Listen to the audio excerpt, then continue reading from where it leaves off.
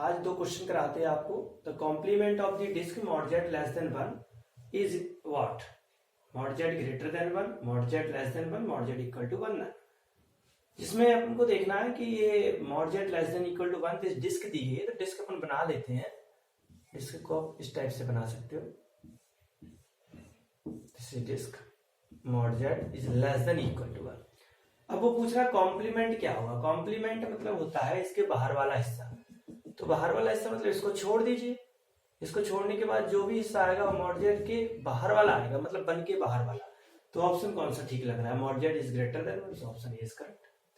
Next question है कि the series दी गई है, दिस सीरीज इज कन्वर्जेंट है, डाइवर्जेंट, ऑसिलेटरी।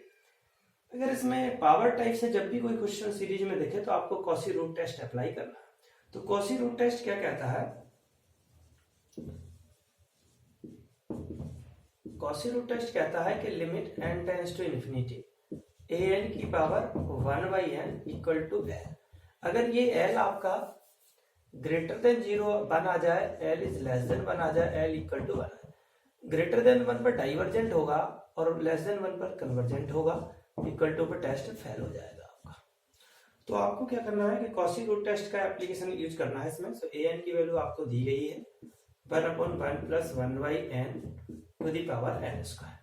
आप इसकी लिमिट ले लीजिए n tends to infinity an की पावर 1/n। इधर भी हो जाएगा आपका limit n tends to infinity 1/1 plus 1/n का n square to the power 1/n से n कैंसिल हो जाएगा। This is limit n tends to infinity, this value is e, so 1/e, so 1/e is less than 1, so this series is convergent, so option A is correct। हाँ जी, तो एक और question लेते हैं जिसमें बताया गया है कि एक square matrix P is orthogonal if कब होगा? P inverse equal to P transpose, P equal to P transpose, P inverse equal to P और ना। पहले हम इस क्वेश्चन को करते हैं, फिर इस क्वेश्चन पे आते हैं। तो पहले क्वेश्चन करते हैं कि ऑर्थोगोनल, ऑर्थोगोनल मैट्रिक्स की प्रॉपर्टी क्या होती है? किसी को याद हो तो बताइए जी। ऑर्थोगोनल मैट्रिक्स की प्रॉपर्टी होती है A into A transpose equal to I। बस आसान है। यहां से ऑर्थोगोनल मैट्रिक्स की डेफिनेशन लगा दी हमने, तो यहां से निकाल सकते हैं कि किस टाइप का रिलेशन पूछा है। तो यहां से निकल रहा है that is A transpose equal to A inverse. देखिए गौर से, A transpose equal to A inverse आज कौन सी मैट्रिक्स है? P है, तो P equal to P transpose equal to क्या आ जाएगा? P inverse. सो ऑप्शन कौन सा ठीक लग रहा है? ये ऑप्शन ठीक लग रहा है, so option A is correct option. इस क्वेश्चन को समझते हैं कि डिटरमिनेंट 0 नहीं दिया है, डिटरमिनेंट 0 नहीं है और एडजॉइंट के बारे में रिलेशन पूछ रहा है। तो हमें पता है जब डिटरमिनेंट 0 नहीं होता तो A इनवर्स की वैल्यू हम अच्छे से निकाल लेते हैं, A into adjoint A upon mod determinant of A। और इसी से अपन एक रिजल्ट बनाते हैं अच्छे से कि A इंटू एडजॉइंट A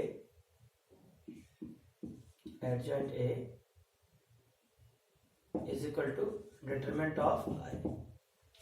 इस टाइप का रिजल्ट बन सकता है। हाँ, इसको लिख सकते हैं 1/a, क्रॉस मल्टीप्लाई कर लीजिए, आपको ये मिल जाएगा। अब हमको क्या पूछा है? हर केस में दिख रहा है कि determinant of adjoint of A पूछा है। सॉरी, इसको ऐसे लिख दीजिए, determinant of adjoint of A पूछा है। तो दोनों डिटरमिनेंट ले लीजिए या फिर इसको और अच्छे से लिख लीजिए। ये क्या लिखा हुआ है? ये A लिखा हुआ है, determinant of A, determinant of A dot dot dot determinant of A 0 0 ऊपर नीचे। अब इसको सॉल्व करिएगा तो क्या आएगा? ये आएगा डिटरमिनेंट ऑफ A की पावर n, और इधर क्या आ रहा है? A into adjoint of A। दोनों डिटरमिनेंट टेक कर लीजिए, तो ये क्या आ जाएगा? ये तो यही रहेगा, और इधर क्या आ जाएगा? Determinant of A into adjoint of A का डिटरमिनेंट। इसका डिवाइड लगाओगे तो कितना का हो जाएगा? ये आ जाएगा A डिटरमिनेंट ऑफ A की power n-1। So option A is correct option. हाँ जी, एक और क्वेश्चन है, पीडी का क्वेश्चन है, y square z upon x del z upon del x plus z x del z upon del y equal to y square has general solution. इसमें बहुत अच्छी बात एक दी गई है आपको कि चारों ऑप्शन हम देख पा रहे हैं तो अच्छे ऑप्शन दिए गए हैं। X q plus y q, x square minus y square सभी जगह मैं देख पा रहा हूं तो x square minus y square, x square minus y square, x square minus y square type से दिया गया। मतलब इधर हमको डिफरेंट दिया गया है एक्स प्लस वाई, है ना, x square plus y square, x q minus y q, x q plus y. मतलब हमको ये देखना है सिर्फ ये, अगर सॉल्यूशन इनमें से कोई भी है तो चारों की ओर हमें ये वाली बात तो ठीक दिख रही, सिर्फ एक ही बात वेरीफाई करना है। तो किसी भी तरह से मैं ये वेरीफाई कर लूं कि ये चारों में से कौन सा है, तो हमारा ये सॉल्यूशन 1 सेकंड में आ जाएगा। तो देखिए मैं क्या कोशिश करता हूं, मैं इसको सॉल्व करने की कोशिश करता हूं। तो जल्दी से देख लीजिए, ये बन जाएगा आपका P, ये बन गया आपका Q। तो ये कौशी आपका लेग्रांज फॉर्म बन गया। तो लेग्रांज फॉर्म की पीडी को आप लिख सकते हो dx upon y square upon z upon x d y upon क्या आ जाएगा बताइए, जेड एक्स, और इधर क्या आ जाएगा d z upon y square. मतलब मुझे ये वाला हिस्सा सॉल्व नहीं करके मुझे पहले ये वाला सॉल्व करना, मतलब एक फर्स्ट कर्व C1 निकालना है। तो मैं C1 निकालने के लिए मैं फर्स्ट 2 रेशो ले लेता हूं।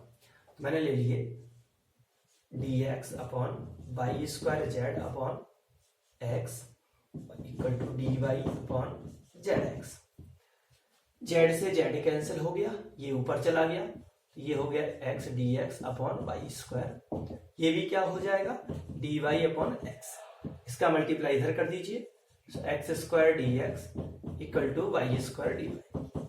इसका आप इंटीग्रेशन कर लीजिए, समाकलन ले लीजिए, तो ये बन जाएगा आपका एक्स क्यू अपॉन 3 और बराबर में Y Q upon 3 plus C1।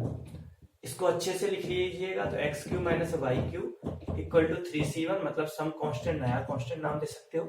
तो ये आ गया आपका एक कर्व आ गया x q minus y q. देख लीजिए किस ऑप्शन में दिख रहा है, आपने कहा बी ऑप्शन, तो बी ऑप्शन मेरे हिसाब से तो ठीक हो गया, क्योंकि इस साइड का तो वेरीफाई करना ही नहीं। तो इस टाइप के क्वेश्चन बड़े आसान हो जाते हैं, थोड़ा सा लॉजिक लगाएं अगर तो।